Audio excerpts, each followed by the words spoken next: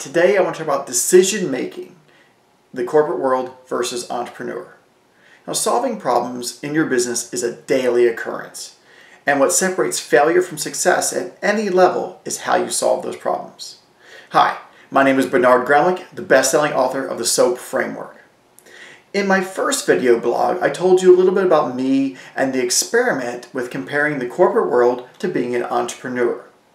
And today, the question I want to pose is how to solve problems, how problems are solved in both worlds.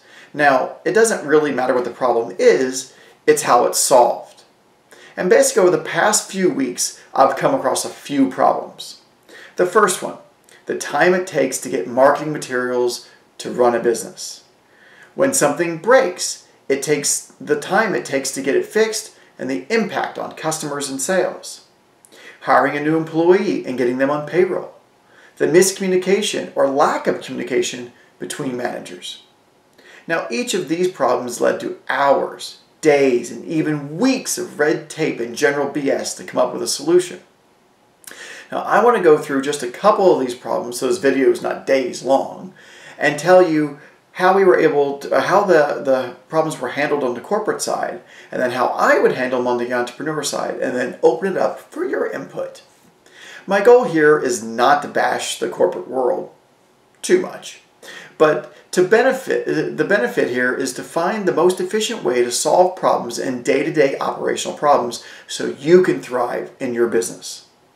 Now, problem number one, the time it takes to get marketing materials.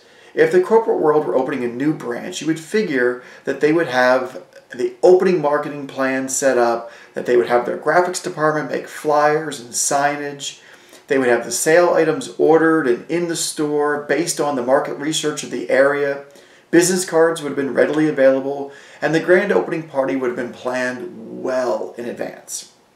In this case, the marketing plan was to send out a sale paper the week before the grand opening announcing to the neighborhood they were opening. Not so great. The balance of the marketing plan was left up to the staff to walk around to the surrounding businesses and introduce ourselves and tell them, hey, we're open. But waiting on signs and business cards and graphics, they're still coming in. They're coming in slow, but I'm getting them. But we've been open for over 2 months now. And the grand opening party was only planned the week before, and the fanfare was weak, to say the least. I felt kind of sad for them. In comparison, a local ice cream shop, they opened with a crazy grand opening party with a local radio station broadcasting to the city that they were open and to come in and get some ice cream and hang out and jam to the music. The crowd was crazy huge and a big success. Another example is a local fitness center. They've been promoting and pre-selling memberships for their business for 4 months. And they're not even opening for another 2 months. The marketing materials they have are 10 times what I've seen in the first corporation. Now, as an entrepreneur, I would have set the grand opening day far enough in advance to have all my marketing plans and materials done and ready to go. I would have trained my staff to handle any questions for customers before and after the doors were already opened. The grand opening day, I would have sent out a press release to the local PR wire and hired a local radio station like the ice cream shop did to ensure that everyone knew we were open and ready to go. I would have planned these announcements in about 2 to 3 weeks to start before we opened.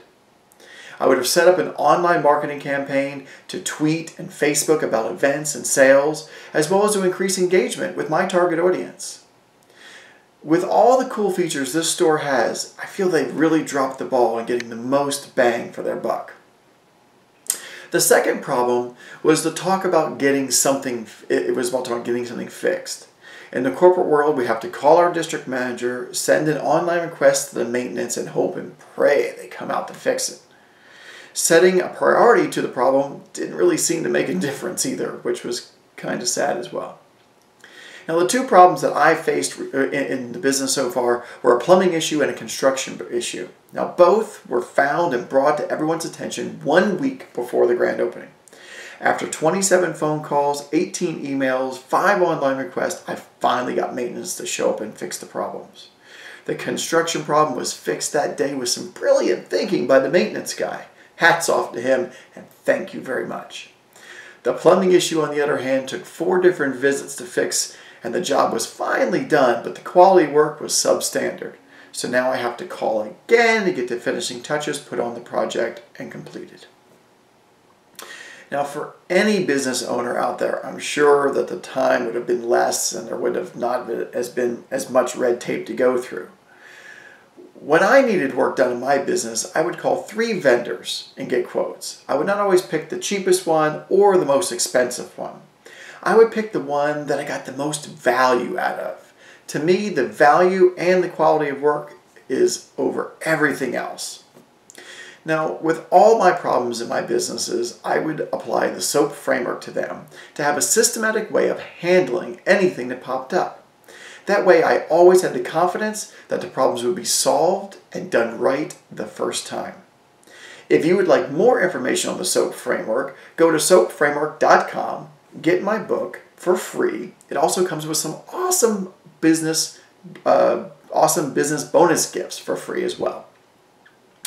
Now, my question to you as a business owner is, if you had these problems, how would you solve them? What steps would you take to ensure that they were done effectively and efficiently? Again, this is Bernard Gramlich, and I look forward to reading your comments below, and stay tuned for my next video blog on business-related issues. Until then, grow your business and have fun. Thank you.